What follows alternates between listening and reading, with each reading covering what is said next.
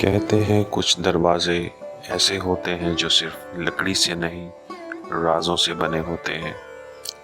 पंजाब के दिल रावलपिंडी के अंदर वाक़या है एक ऐसी और भूली बिसरी इमारत, सुजान सिंह हवेली।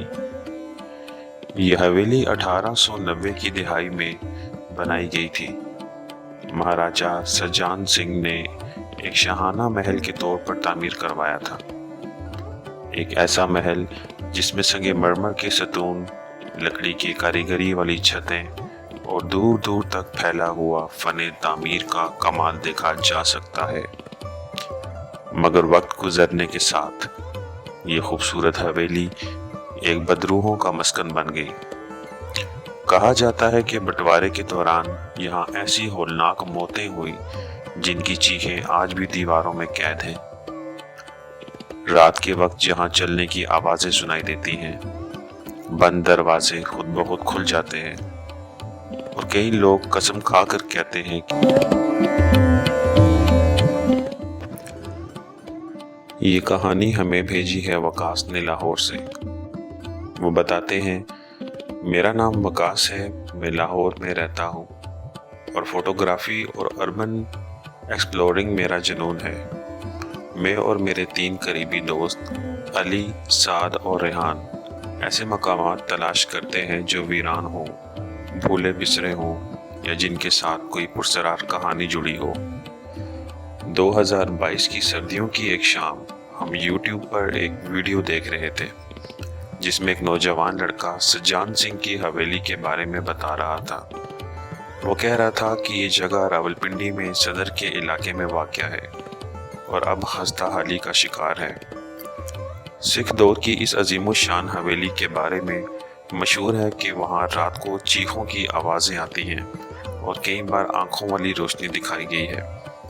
हमने हंसते हुए कहा, चलो एक और मौका मिलेगा फोटोग्राफी का, भूत अगर हुआ भी तो हम 4 हैं। हमने अगले दिन जुम्मा की रोज़ रात को वहाँ जाने का मंसूबा बनाया। जब हम हवेली के दरवाजे पर पहुँचे तो घड़ी रात के 9 बजा रही थी। सर्दी की लहर और खामोशी ने माहौल को पहले ही खौफनाक बना दिया था। सामने एक बहुत बड़ा लोहे का दरवाज़ा था जो कि जंग आलूद था और इस पर सिख तहरीरें मिट्टी में छुपी हुई थी। हमने अपनी अपनी टॉर्चें निकाली और अंदर दाखिल हो गए। अंदर कदम रखते ही एक बसांत सा नाक में घुस गया, जैसे किसी पुरानी कब्र में दाखिल हो गए हों।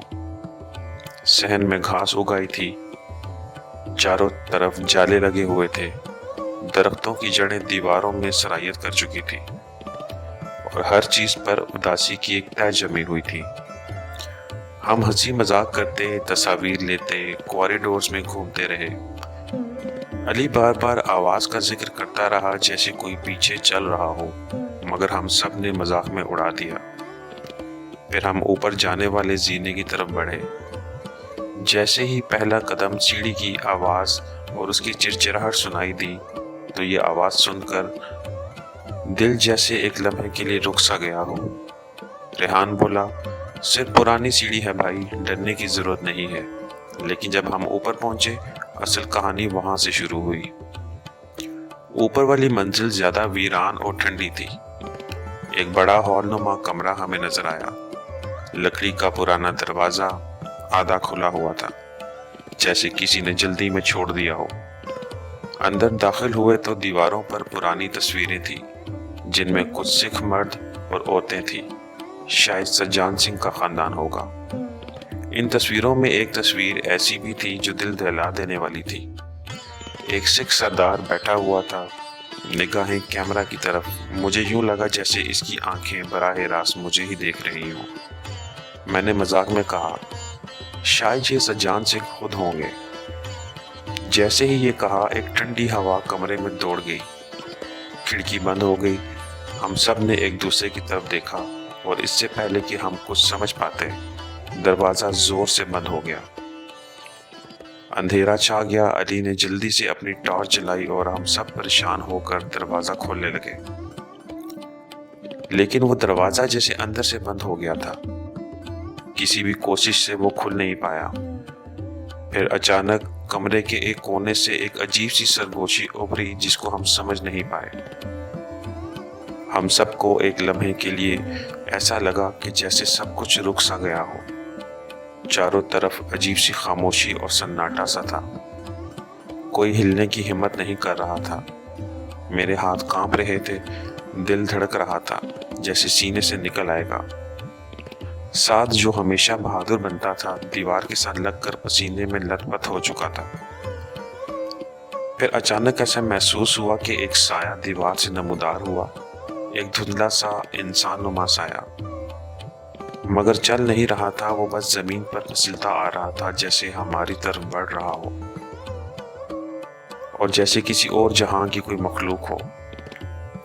हम सब पीछे हट गए। अली के हाथ से टॉर्च गिर गई और जैसे ही रोशनी बुझी, वो साया बिल्कुल हमारे सामने आ गया और इसके चेहरे पर कुछ नहीं था, सिर्फ आंखें, दो जलती हुई आंखें। फिर अचानक दरवाजा खुद ब खुद खुला, जोर की हवा चली और वो साया गायब हो गया। हम बगैर एक लम्हा जाया किए नीचे भागे। सीढ़ियां, सहन, दरख्त, सब कुछ धुंधला सा लग रहा था। ऐसा लगता था कि जैसे तमाम इलाके में धुंध छा गई हो। मगर जैसे ही हम गेट के करीब पहुंचे, वहां वही साया फिर खड़ा था। बस इस बार वो हमें देख रहा था और इसकी आंखों से जैसे आंसू निकल रहे हों। हमने भागते हुए हवेली से निकलने की पूरी कोशिश की, मगर एक अजीब सी कुव्वत हमें रोक रही थी, जैसे जमीन हमें पकड़ रही हो। ऐसा महसूस होता था कि जैसे हमारी टांगों से जान निकल गई हो। रेहान चिल्लाया, कुरान पढ़ो, कुछ भी पढ़ो। हम सब ने आयतुल कुर्सी और सूरह फलक पढ़ना शुरू कर दी और जैसे ही हमने पढ़ना शुरू किया, वो साया एक चीख मारकर गायब हो गया। हम फौरन बाहर निकले, गाड़ी में बैठे और सीधा लाहौर वापस आए। रास्ते भर कोई कुछ नहीं बोला, सबकी आंखों में एक ही सवाल था, आखिर वो कौन था। अगले दिन सब बीमार पड़ गए, तेज बुखार, जिस्म में दर्द, बेख्वाबी। लेकिन असल अजाब रात को शुरू हुआ। सब ने एक ही ख्वाब देखा, सज्जान सिंह की हवेली, वही कमरा और वही साया, जो शायद ये कह रहा था कि मैं यहाँ पे कैद हूँ, मुझे इंसाफ चाहिए। हमने जब बाद में तहकीक की तो पता चला कि सज्जान सिंह को 1947 में इसी हवेली में कत्ल कर दिया गया था, अपने ही मुलाजमों के हाथों। और तब से वो रूह इंसाफ की तलब है, हवेली के अंदर भटक रही है। आज भी वो हवेली खड़ी है, वीरान, सुनसान, मगर अंदर एक रूह कैद है, जो बस इतना चाहती है कि कोई सुने, कोई समझे। अगर आपने ये सुना तो क्या आप अगली रात वहां जाने की हिम्मत करेंगे? कमेंट करके ज़रूर बताएं। कहानी पसंद आई हो तो चैनल को सब्सक्राइब कर लें और वीडियो को लाइक कर दें। मुलाकात होगी इंशाल्लाह नेक्स्ट पॉडकास्ट में एक न्यू कहानी के साथ। तब तक के लिए अल्लाह हाफिज़।